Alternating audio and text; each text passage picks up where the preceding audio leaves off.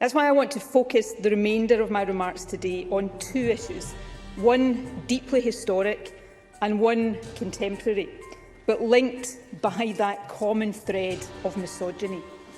Before this Parliament right now is a petition demanding a pardon for the more than 4,000 people in Scotland, the vast majority of them women, accused and in many cases convicted and executed for being witches under the Witchcraft Act of 1563. Those who met this fate were not witches, they were people, and they were overwhelmingly women.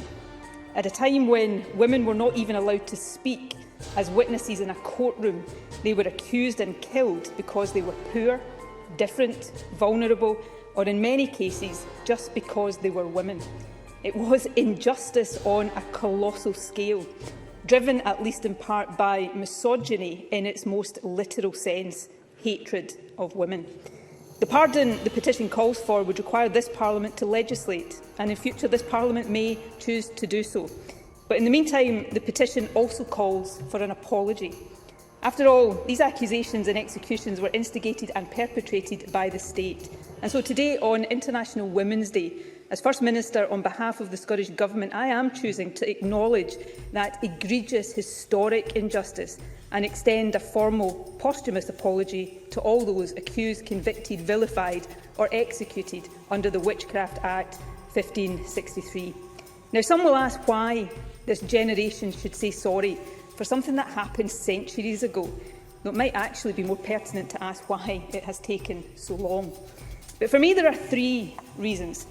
Firstly, acknowledging injustice, no matter how historic, is important.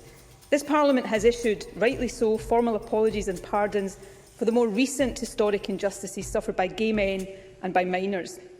We're currently considering a request for a formal apology to women whose children were forcibly adopted. Reckoning with historic injustice is a vital part of building a better country. So too is recognising and writing into history what has been for too long erased, the experiences and the achievements of women. Second, for some, this is not yet historic. There are parts of our world where even today women and girls face persecution and sometimes death because they have been accused of witchcraft. And thirdly, fundamentally, while here in Scotland the Witchcraft Act may have been consigned to history a long time ago, the deep misogyny that motivated it has not.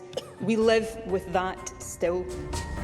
Woe unto them that call evil good and good evil, that put darkness for light and light for darkness, that put bitter for sweet and sweet for bitter. Woe unto them that are wise in their own eyes and prudent in their own sight. From that time Jesus began to preach and to say, Repent, for the kingdom of heaven is at hand.